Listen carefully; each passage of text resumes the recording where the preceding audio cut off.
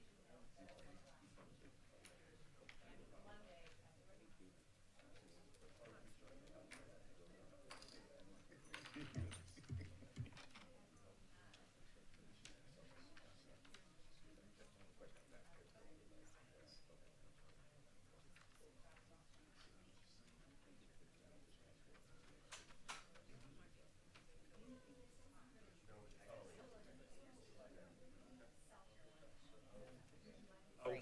Yeah, not the only one.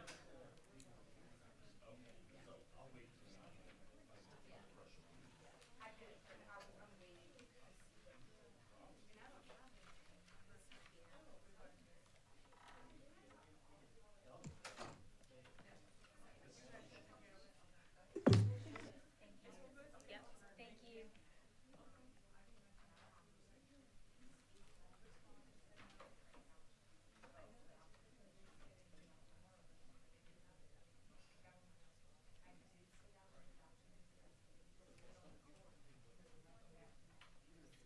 Nailed it.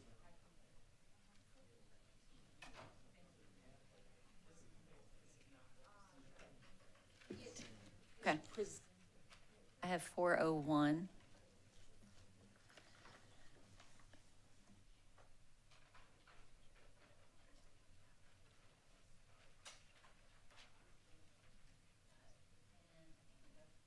Perfect attendance. Welcome. We'll call the Affordable Housing Ad Hoc Committee meeting to order. Madam Clerk, will you call the roll? Teratio, Here? Weaver, Here. Barron, Here. Aline, Here. Mackey. Here. We have a quorum. That will bring us to number 2, the approval of minutes for 2A, July 22nd, 2025, on pages 5 through 7. Motion to approve. Second. Thank you. Moved and seconded. Any comments? All right, hearing none, we'll take the vote. Teratio, Yes? Weaver, Yes. Barron, Yes. Aline, Yes. Mackey. We have a motion approved. Thank you. Got to get in the swing of things today. That brings us to 3, the adoption of the agenda. I will look to staff. We're all good for the agenda? Yes, Okay. ma'am. Is there a motion regarding the agenda? Move to approve. Second. Moved and seconded. Any further discussion? Hearing none, we'll take the vote. Teratio, Yes? Weaver, Yes. Barron, Yes. Aline, Yes. Mackey. Motion approved. Thank you. 4A, so 4 is our items for discussion and action. 4A is regarding the motion to direct the county administrator to create a request for qualifications to award up to $4 million for affordable housing, focusing on the priorities of down payment programs and giving priority to teachers and first responders, buy down programs, and rehabilitating existing units. That can be found on pages 8 through 117. And I'll just point us out that the motion that came out of our last meeting was to allocate up to $2 million to home buyer assistant programs and up to $2 million for increasing housing supply. So that's where we're starting off today, and I'd like to take that as a jumping off point to move us forward. ACA Jensen, would you like to speak to the material that we have in front of us? Thank you, Madam Chair, for recognizing me. I appreciate that. Very briefly, I'm not going to go through the entire presentation. I would like to leave as much time as possible for the committee for its discussion. Essentially, there were 5 questions asked at the last committee meeting. Within the briefing document, I've answered those 5 questions, and I just want to give you a couple of highlights. And so, Madam Clerk, we're not going to scroll through the PowerPoint unless the chair wants that. And so essentially what I would like to do is simply to say that in my analysis, the cost of construction the cost of money, the availability of labor and so forth are relatively stable in the last 100 years almost. And so effectively, what has happened is it's a change in consumer preference. When I bought my first car was a 1980 Volkswagen Rabbit that my mother purchased off the lot, had no power windows, no power steering, no power brakes, manual transmission, okay? And there were lots of them on the lot to choose from, okay? You cannot buy anything even vaguely close to that or find anything close to that on any car lot anywhere. And the same thing has happened in the housing market. You know, a 2-bedroom, 1-bath house almost 100 years ago was perfectly normal and acceptable. And now 3-bedroom, 2-bath, garage, air conditioning, solid granite countertop, so forth, are expected. And that adds almost $100,000 to the cost of a house. And so when you start looking and you look at these things, you learn that that is the real reason that housing is not affordable, is because what the market expects is substantially more than what it used to be. And so these are the 5 questions that were asked, you know, was why is there no affordable new housing being constructed? Again, a lot of it is consumer expectations. What is the tipping point for new homeowners to become homeowners? Realistically, at $200,000, a buyer has to budget $2,600 a month to buy and operate a dwelling. That includes all utilities and so forth. It's not just the mortgage and, you know, your payment. As soon as you go to $250,000, you know, that jumps to $3,200 a month. And so that means if you use the simple multiplier of 3, so if you know that your all-in cost for your house is $2,600, you multiply it by 3, you have to have $7,200 a month for it to be affordable. That's what your income has to be. Talking about, you know, what areas of the county have the highest vacancy rates, that's a very nuanced question.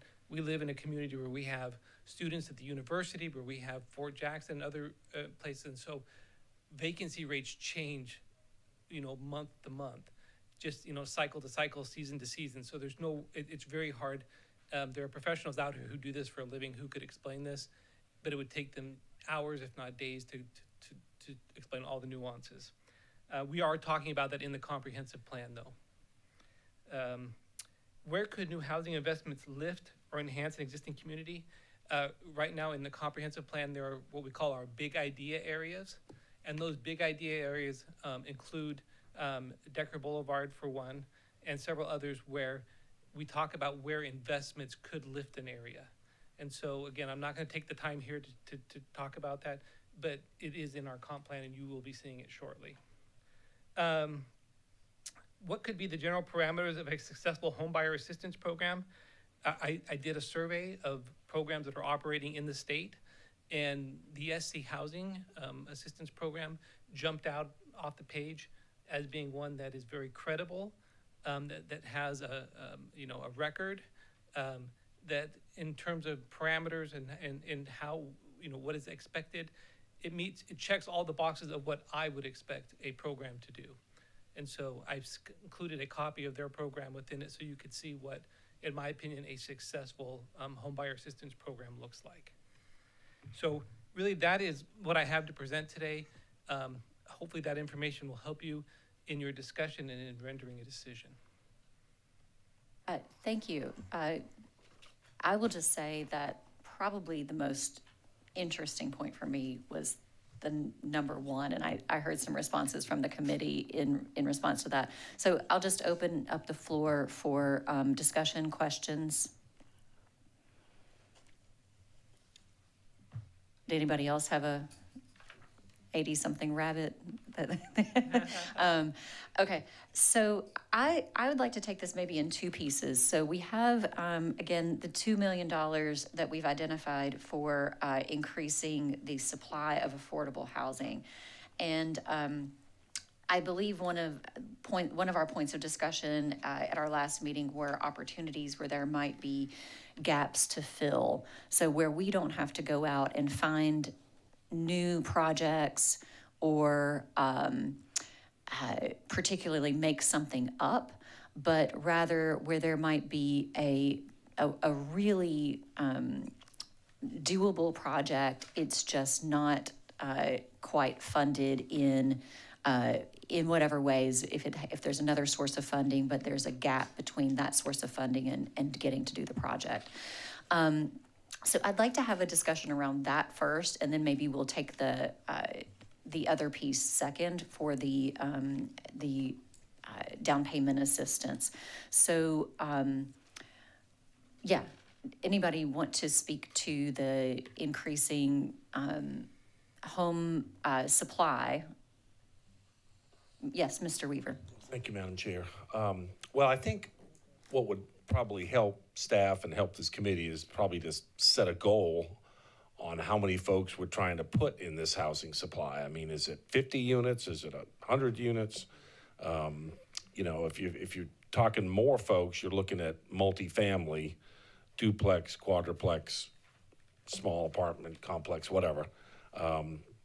So I think it depends, or if you're talking about single family residential housing, that's going to be more expensive. You're going to, you know, house less families, but maybe that's the way the committee wants to go with it. So I kind of think we need a little more direction.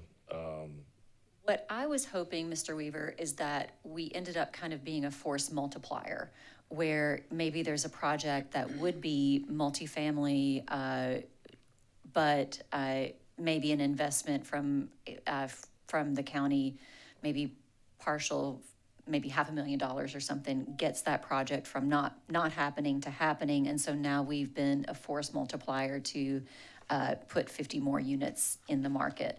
So that's kind of where my head is in this thinking.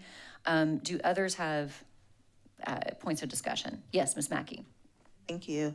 I think I understand, Councilman Weaver, where you're at. I think if we go back a few meetings ago, we kind of did the survey of the committee, and we know based on those results where we all kind of wanted to align with programs. And so I understand where you're saying with numbers and goals, and I think we have that, but I think there is this opportunity with what Ms. Horatio is saying to, as she says, be a force multiplier, but help really close the gap in some areas where I'm hoping that we can see a faster return of actually getting product on the market and getting folks in.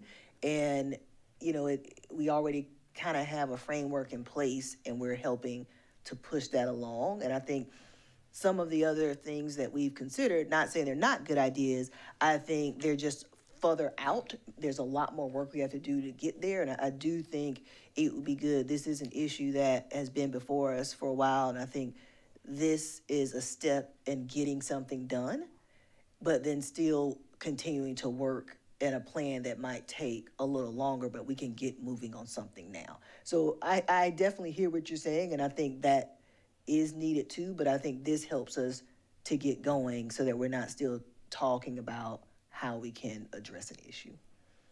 ACA Jensen, if I can ask a question. What would it take for us to find these gap opportunities? Like, how would we, if we were going to say craft a motion or something, what would it take for us to get information about where those needs are and how we can allocate up to maybe $2 million to those?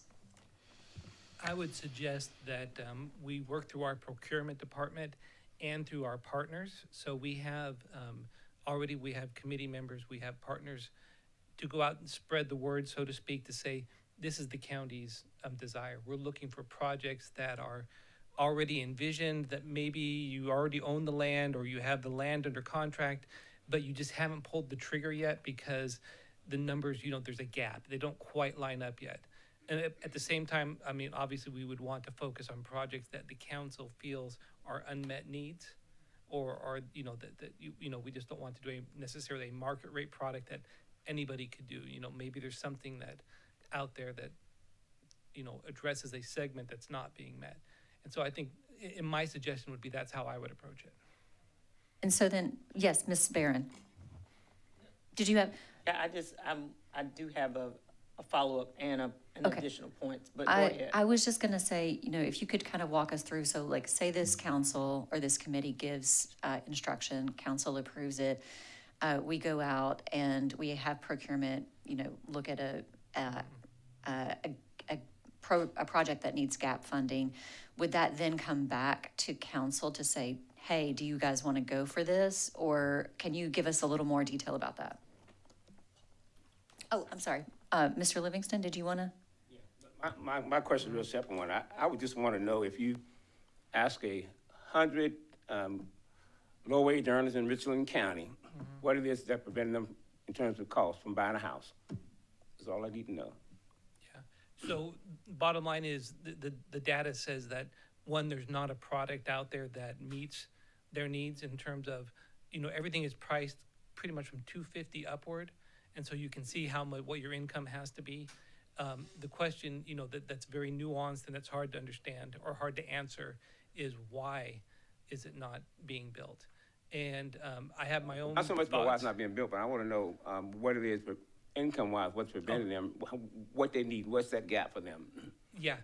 How much more I need, or how much down payment you can help me with, whatever it is that I need to make the difference, that's all, Sure. So, to get me into the house. yeah, you would need to make $2,600 a month to get into a 3-bedroom, 2-bath house. Right now, that's for sale. And, if you look at a median income, it's going to be less than that. And because 2,600 again times 3 is 7,200 a month. And so if somebody who's making, say, 3,600 a month is going to be $3,600 a month short to purchase a house at that price point. And so that, so it's a big gap, and that's one of the reasons why, folks at a certain income level rent, is because, and there's actually studies out there that show that you're actually money ahead if you rent and then put your money, invest it. You actually at the end of your lifespan, you actually have more income or more money than someone who buys a house and invests. It's actually, but that's not the point. The point is that the gap is very large. The gap is so huge, I understand. It's so that you can't realistically can't create a program to bridge that gap. In order to bridge that gap, you can only have an extremely low number of people. That's right, yeah. Have Ms. Barron?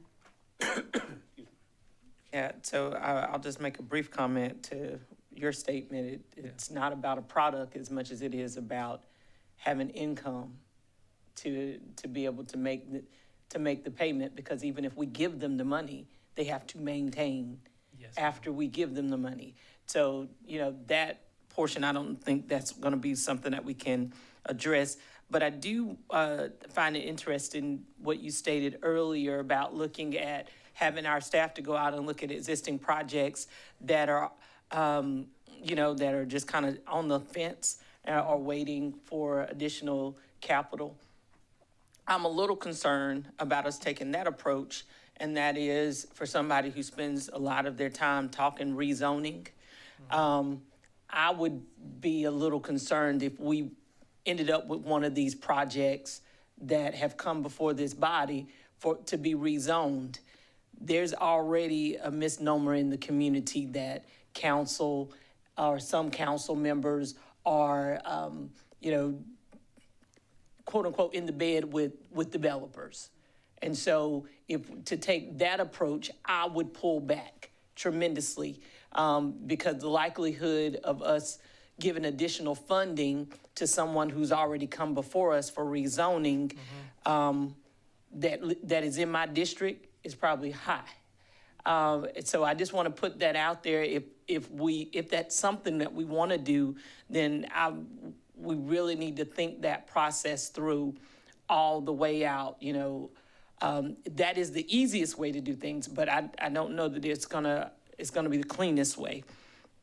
And then my last my question, I guess, to the chair would be, I guess I'm a little confused now with, when we talk affordable housing, are we talking about permanent housing for these families, or now are we talking about apartments? Because I'm hearing it go back and forth today, and that's we're addressing two different things. And in my mind, I thought we were looking at permanent housing for the families in which we're serving.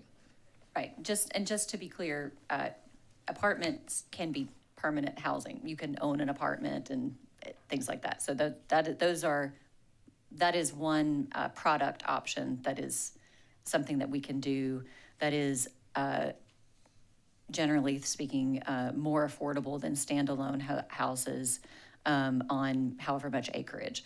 And I'll just also speak to, I'm hearing a couple of my colleagues, and I know I've got an order that I want to go on, and I love the conversation.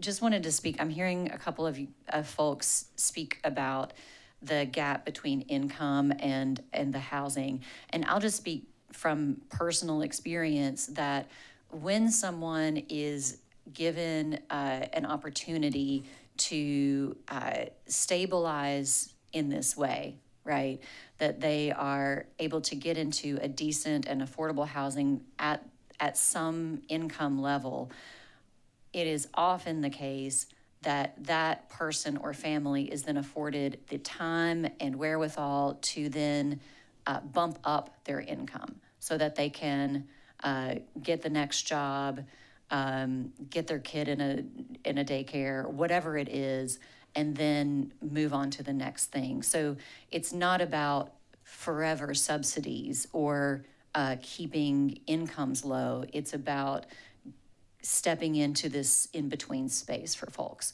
Okay, I have Ms. Aileen. Yes, this question actually is for AC Jessica. The report addresses increasing the housing supply with new construction, but is there other ways that we can increase housing supply, like through rehabbing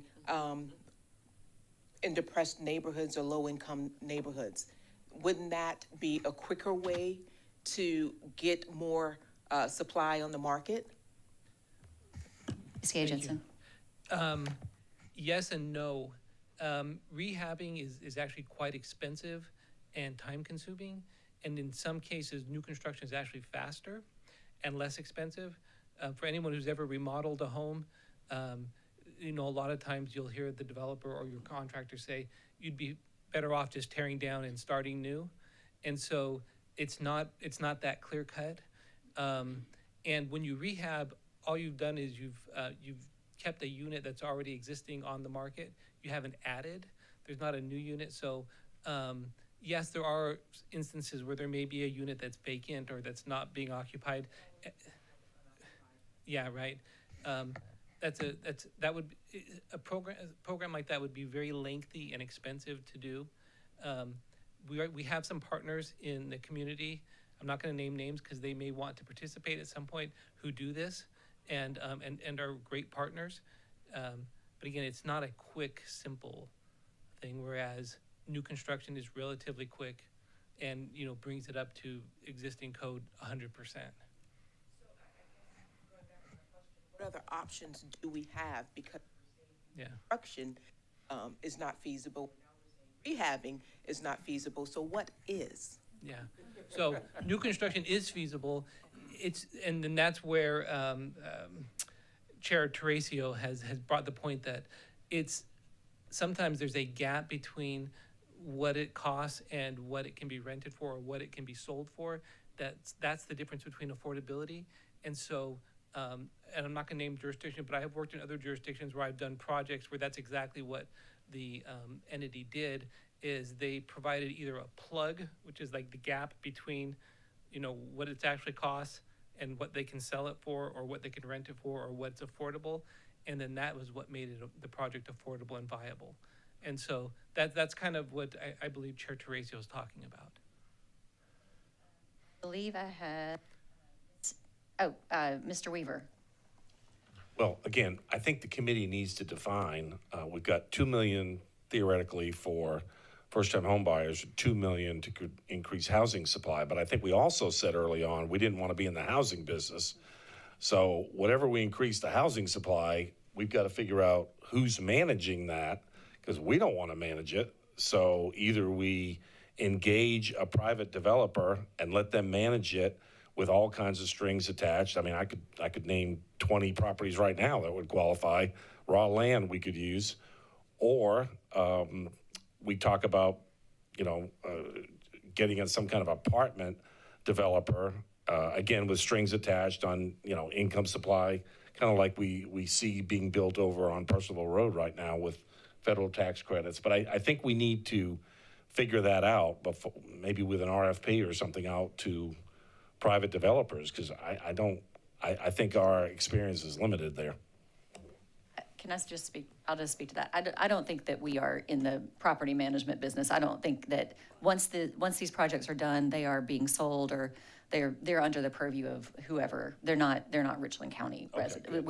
We are not building Richland County residences. Okay. ACA Jensen, is that fair to say? I would not support it. Okay, great. Thank you. Thank you. Miss English.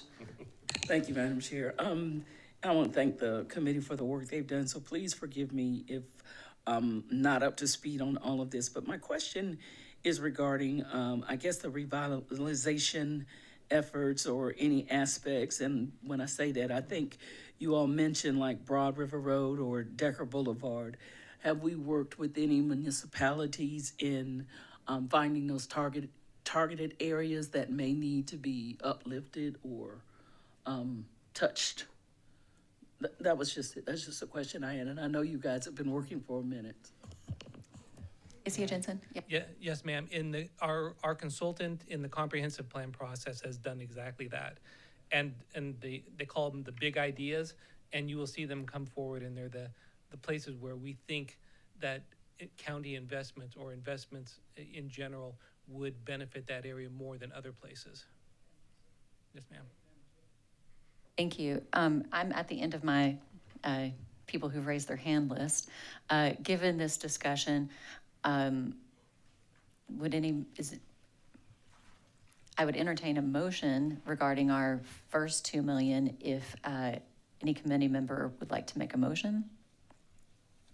Madam Chair, if you Yes. mind me raising my hand. Yes. Oh, I'm sorry. No, you didn't miss anything. Okay, great. Thank you. So I was simply going to say to two things I've heard you all mention a couple of times now regarding the county's support of affordable housing.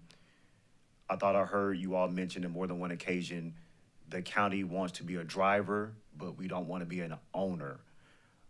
With that being said, you've also communicated as a part of your strategic plan about collaborating with other organizations, other governments, the ability to leverage our resources for people who do this type of thing. So there are organizations, both governments and nonprofit, who are in the housing space. So as you talk about accountability, responsibility, ways to have metrics surrounding that, not starting over from the ground up, there are opportunities that may support all the things you're trying to do if you want to consider partnering from that perspective, not necessarily, I'm not saying you can or cannot use a developer, but not having to get into that space, you still have accessibility to programs that are already running and viable in a nonprofit and government space to address housing. So I think you know that, but I know there's been a lot of discussion, and I want to make sure that you keep that as one of the things that you can consider as well. So, Madam Chair, that's the only thing. Thank you. Thank you. So if theoretically this committee were to put forward a motion and have it approved by full council, say in regards to the $2 million to increase the housing supply, that we solicit proposals from partners for what I'll call gap funding, and that would presumably go through our procurement department, and then we would have folks come through that, and then would those when procurement does select something, would it then come back to this committee or to full council? Can you walk us through that, how it would work? Yes, ma'am. So I know I've heard procurement a couple of times, and I'm not sure if procurement is shaking right now. But process-wise, I do think that in terms of procurement, you would find out what agencies have a program that are in place that you could provide funding support to address increasing in housing supply, which I understand to be revitalization of homes, as well as it potentially could be new. So that would come back to the committee, that here are the agencies that are in this space and here's what they can do. So that would be communicated to the committee. But in terms of selection of that would, first you would need to know what those programs specifically entail. And so what I heard was, do we have programs that take unoccupied homes and uplift them and upfit them? That's one perspective. Do we have programs that provide new units that are not currently constructed, and what does that look like? So I just wanted to share that there is a mechanism to do that where we're not starting over, so that we could move the project forward. Thank you, Administrator Brown. I think that's exactly the spirit that I'm hearing from my colleagues, that we do not want to start something new. We want to try to figure out where we, get in where we fit in, I think. And I'm seeing Ms. Barron. So, thank you, Mr. Brown, for rallying the troops back together. That's important. But I just want to make sure that before we make this motion, that we're very specific in our instructions to the staff, because I want to remind us that we tried this before and we did not fare well with our process. And I think part of it was because we missed a lot of steps and a lot of details. So with that, I just, should a motion come forward, it definitely, we want to be very specific in what it is that we're asking the staff to do in return, so that we can get what we're hoping for out of the process. Thank you. Ms. Barron, did you have any specific thoughts about parameters or anything for this $2 million, that so much of it would be, rehab or standalone housing or anything like that, or just to have staff come back to us with some opportunities? Because I think I'm seeing some nods, so yes. Okay. I think that, if I don't have in mind like percentages of rehab versus new homes. I don't have that in mind, but I do think that being that specific in our details, because what I don't think is going to be helpful is to say, hey, staff, find out, what organizations are out there, without taking a formal process. Because if we don't do a formal process, then we've now delayed the work even further. So that's, we've been very detailed in our conversation. So as we are detailed in our conversation, we should put those same specifics in what we're asking the staff to do. Okay. If I make yes, Ms. Mackey. Thank you, Ms. Barron, because your comment just reminded me of, in the specifics, there was a survey that was given out that we all filled out, allied up data. It said where we wanted to go and what people's thoughts were. And we have this report. This is nice. I'm just unsure as to why it feels as if we're unsure. And so it is already there. We've already said it. I just think we now need to take said action. If I start a motion, maybe some folks can help me make it better, if that's okay? Okay. So move to direct Administrator Brown to solicit proposals for residential projects that will address our unmet housing needs that specifically require gap funding for those projects to happen.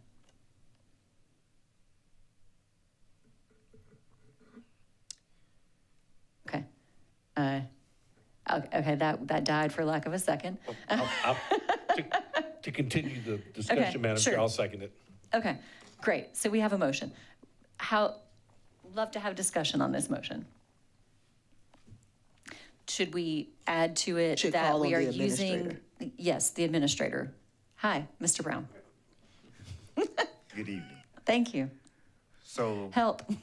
well, I'm gonna try my best to do that. Okay. So two very specific things. I don't want to talk long because I don't want to confuse anything.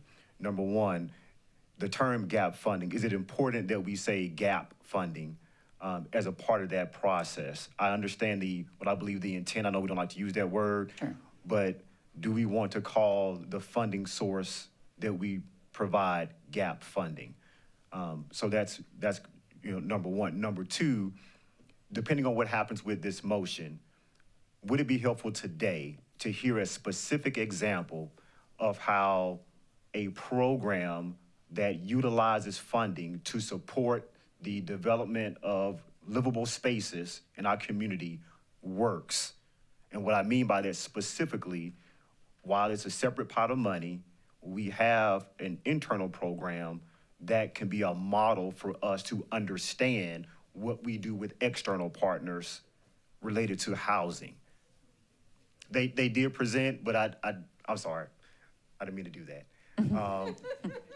But as a part of that process, I thought we would be able to get to a clearer picture of what a program could look like and how we want to use these funds. So I don't know if that presentation would be more palatable now that you're ready to make a motion, if it's just a quick and concise reminder. So that's it. I've already talked too long, Madam Chair, but that was my question and my potential statement. Thank you.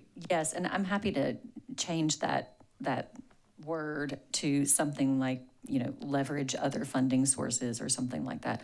Mr. Weaver. I'd just like to add for Mr. Brown's benefit, when you come back to us, not to burst anybody's bubble here, but $2 million is not going to do a whole lot on new construction. I mean, you might build, one small apartment building or something. It's not going to do much. What might be better, though, is to have Mr. Brown come back and staff. I think the idea of taking vacant property around the county and doing something with it, because think about us going back to our constituents and telling them, hey, we're going to take 3 eyesores out of this neighborhood.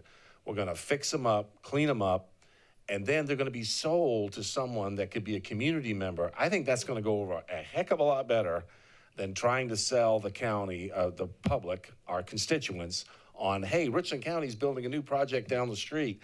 I don't think that's going to go over so well. And I don't think, frankly, we have the money to do it with $2 million. So I'm going to vote for some kind of more rehab situation in the future. That's all I got to say. Thank you, Mr. Weaver. And just as a reminder, Richland County is not building anything, right? Richland County is hopefully working, like if someone has a project where they are taking an eyesore property and fixing it up and making it a nice place to live, that might be a great opportunity for us to work with them. Yes, Ms. Barron. Yeah, so the motion that we are discussing is about putting forth an RFP process to find out who is doing the work already so that we can fund them. That's where we are. And so to that, I think that, Ms. Teresa, if we just use the terms that we already have, like increasing the housing supply, those are terms we already have, and allow the applicant to determine what that looks like. I think that's because when we start to be really, and I know it may sound like I'm contradicting myself, I wanted us to be specific about what we were doing, but now we're really like saying, oh, you can use this money for this. When I'm talking specifics, I'm talking about exactly what we said, not gap funding, not types of funding, but unoccupied housing, new units. The information is already here. We just have to take it and craft this motion to move it forward. So I'm going to attempt for a substitute motion. Thank you. Ms. Newton, are you? Would love to hear the substitute motion Great, before I thank make my you. comment. I'm going to attempt, and so I move to direct Administrator Brown and staff to create an RFP, RFQ process for agencies who presently operate programs that increase the housing supply specific to unoccupied housing and new units. Madam Chair, Yes, Mr. Brown. I think that's great. Can we, instead of saying RFP, RFQ, can we say application process? Sure can, sir. That changes the flexibility of what you can do versus going to, Thank you. okay. Yes, I'll second that. Thank you, Ms. Barron. Now, Ms. Newton. Bless you, Councilwoman Barron. And so I had, my general question, which I think your motion solves, is we all agreed we didn't want to be in the creation business. We wanted to be in the supporting and leveraging business. And so where I hoped that we were going was that we were going to identify organizations, which is a word that feels much better to me than agency, just so that we're not inadvertently limiting who can apply, but that we were looking for organizations who were already doing work that we could evaluate and then decide where to fund. That was the comment that I was going to make. That feels like that was the intent of your motion. So is that correct? That is correct, and I do, and I would, well, I welcome to interchange the word RFP, RFQ to application and agency to organization. Thank you. Thank you. And Ms. Barron, I guess what I'm going to try to get to is the idea that Richland County does not need to be the sole funding source for these projects, but rather may be part of of other funding sources, if that makes sense. Nothing, yes, nothing keeps it from happening. I just want to say that part out loud. Okay. I agree with you wholeheartedly, and I think when we say organizations that address this issue, then that to me says that they're already doing the work and they already have funds. And I'm sure in our application process, that would be a question that we could address to make sure that there are additional supporting funds to continue to do what it is that they do. We are supplementing what they do. Thank you. Further discussion. Okay. I'll ask a question from staff. If this motion were to pass, would you have enough information to kind of do the work that you need to do? I think we have enough to get started, and if there's something as we get started that we don't, since this ultimately has to go to full council, we will definitely bring it back to full council, knowing that, assuming this passes full council, knowing that this is something that's been very intentional and that you all would want to move forward. So I will make sure I bring it back to full council for any additional action. Thank you. Madam Clerk, I believe we might be ready to take a vote. Teratio, Yes. Weaver, Yes. Barron, Yes. Lean, Yes. Mackey. Motion approved. Okay. Madam Chair. Yes. I wanted to wait until the end of that conversation, if I just could. I know that the purpose of today's conversation is to talk about how we're allocating this funding, and that's wonderful. Just wanted to, I guess, put out as a placeholder or maybe a question, which is, after this process is done, not today, but is the next thing that the committee is going to do to evaluate policy changes that we can make to support affordable housing, or are we limited to just these dollars? I would very much love to look at further policies to help address housing affordability. Just, again, that's a pin, and I just wanted to ask. Thank you. That would be a great dream. So thank you for asking that question. Okay. So we thank you all for the work on that item. We do have another $2 million, and we've got at least 16 minutes left in this meeting.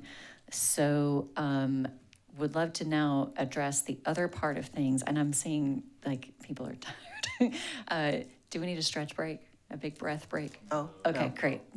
Thank you. Yes. Okay, so now there is an opportunity for our committee to discuss our down payment assistance program. This committee stated that we would like to allocate up to $2 million for down payment assistance. And you have heard from ACA Jensen about a program that does already exist. I know I'm not going to Fort. Oh, no. Okay. What would be the general parameters of a successful homebuyer assistance program? There is an example of one that already exists that has been given to us. Would love to have this committee discuss opportunities to move forward with that program. Mr. Weaver. Thank you, Madam Chair. Again, I think the committee needs to define how we're willing to help folks. You know, the other housing program we had said you had to be a first responder or whatever, but I think we need to start defining, if we're going to ask another partner to get involved, we have to be able to tell them what the criteria is. Like, is the house got to be in or the property got to be in Richland County? Do they have to work in Richland County? I mean, none of this is defined yet that I'm aware of, so I think the committee needs to work on that first. Okay. Ms. Mackey, I see your hand. Thank you. I fully agree, Councilman Weaver, that there's a lot more discussion needs to happen around this item that I would definitely like to spend some time on that I don't think we can discuss today, and actually set some goals in alignment with the survey that we already filled out. Thank you. I believe if we wouldn't, I don't know that it needs a motion, but maybe we can give staff some further instruction about what we'd like to see at our next meeting along with these programs. I mean, I would say utilizing the feedback from the committee in the survey, utilizing parameters that we sort of said out loud already, and utilizing the data that staff has brought to us regarding, you know, what is that tipping point for owning a home, what would one need for a down payment, and come back to us with some, you know, if not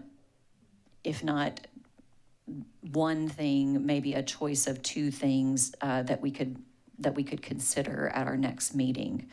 How does that sound to the committee? Yes, Ms. Barron. I think we did that already. Okay. So, you know, I think that at this point, we just need, you know, if this body is not comfortable with, let me say it this way. I think maybe this body should review the information that staff has already given us and give it back. Okay. We, based on the survey, based on all the things that you listed, this is our priority. So that's the mission here. You know, for me, I can easily say that I would love to move forward with this, with the down payment assistance program, and giving a specific amount that we are up to X amount of dollars for this priority groups of, you know, and the property should be located definitely in Richland County. I'm not opposed to staying with what's already in place with the funds that we already allotted for first responders, Richland County staff members. I'm okay with using the work that we've already carved out. I think the missing piece is that we just need to determine the amount that we're going to award, and then that will determine how many people we can help. I would put forward the $6,000 amount because that seems to be the number that would help the most people at that tipping point level. So does staff need a motion for us to give you, to move forward with a down payment assistance program that allocates up to $5,000 or $6,000? Was that Mr. Livingston? Okay, yes. I would much rather the experts and staff go out and see what folks are doing in terms of the amount of down payment and so forth. I can't sit here and say what's gonna be required, what's the amount or whatever. You're gonna get someone, you're gonna do a proposal, whatever, you let them bring all that information to us. Okay, I'm just trying to get us to a point where we can start moving some money.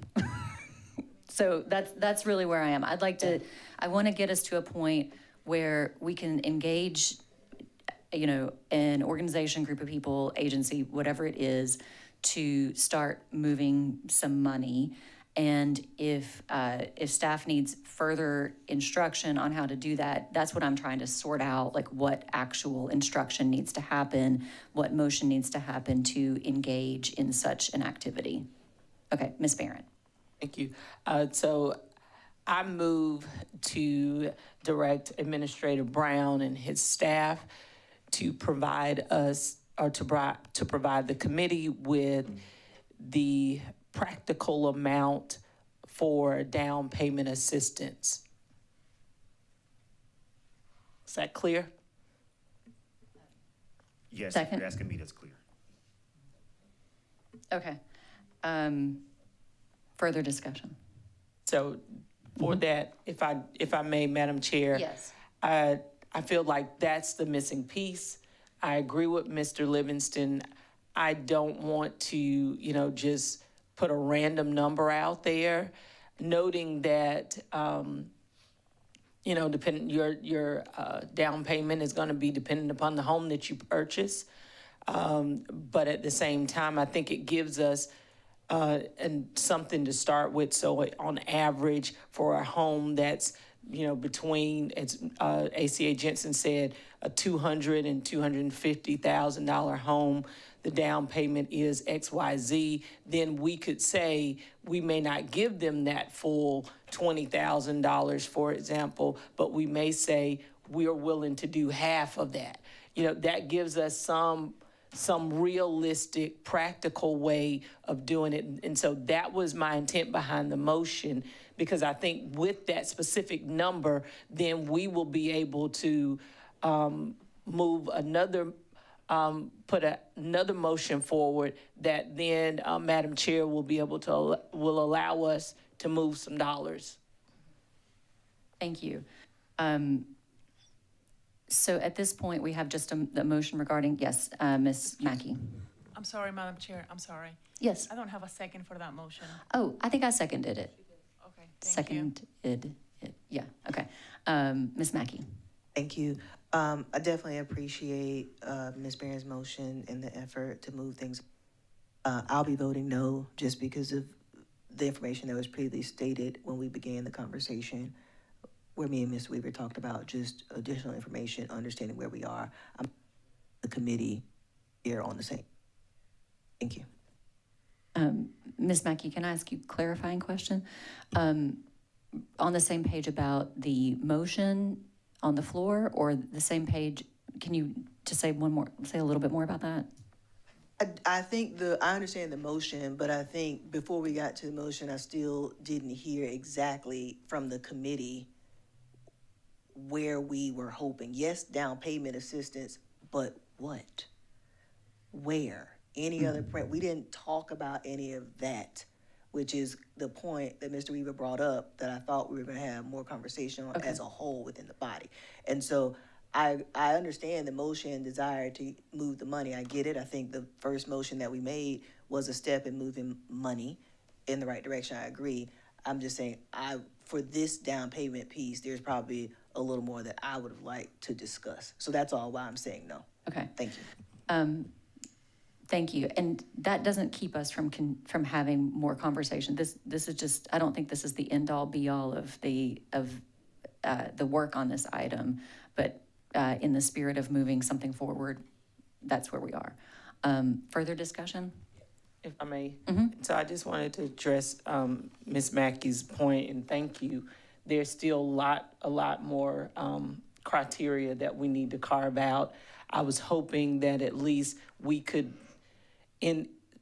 for the sake of time, this will give us information to have coming into our next meeting, noting that we can then put down some specifics as to who our targeted group is, and further have conversation to have so that we can take that information that Administrator Brown and his team brings forth, and then marrying it with the discussion that will come out of our next meeting and making a motion that will suffice for the additional $2 million. That's where I was going with it. Thank you, and I really appreciate, I think we came a long way with that first motion, so thank you. Mr. Weaver? Just a quick thought. I would hope, Mr. Brown, when you come back to us with a proposal, maybe it could be cited if we did, like, instead of just a $6,000 grant, if we did a 50% grant and the potential buyer or homeowner came up with 50%. One thing I think the committee needs to stay away from is a 100% down payment assistance, because in the financial collapse in 2008, a lot of the mortgage companies got houses back from folks that didn't have any skin in the game because they didn't have any money in the house. So I think we really want to stay away from that. I'm all for down payment assistance. I'm all for helping people, even if it's 75% and they put 25%. But we need to make sure that these folks have money in that property so they are tied to that property and don't let it go. That's all I'm going to say. Thank you. Well said, Mr. Weaver. I want to make sure that we move forward on this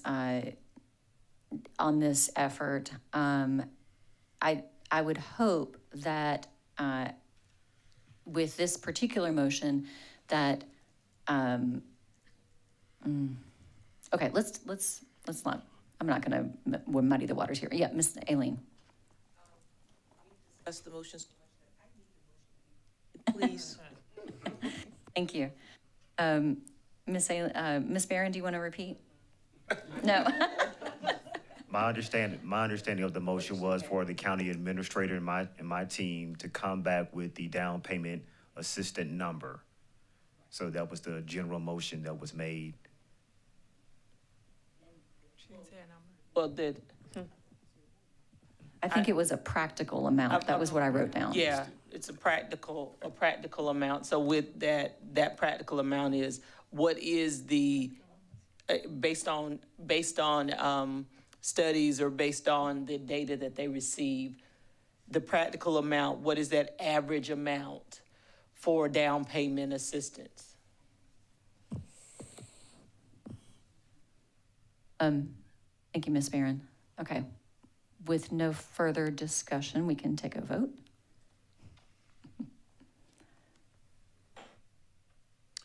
Teresia, Yes. Weaver, Yes. Barron, Yes? Aline, Yes. Mackey. No. Motion approved. Thank you. It is 4:57. So we've been discussing items under the motion under 4A. 4B is the Richland County Market Area presentation. I think that's more for information and context for what we are discussing today. So is there any further discussion regarding 4B? Okay. That will bring us to number 5. Move to adjourn. Second. Moved and seconded. Please, Madam Clerk. Teresia, Yes? Weaver, Yes. Barron, Yes? Aline, Yes. Mackey. Motion approved. Thank you.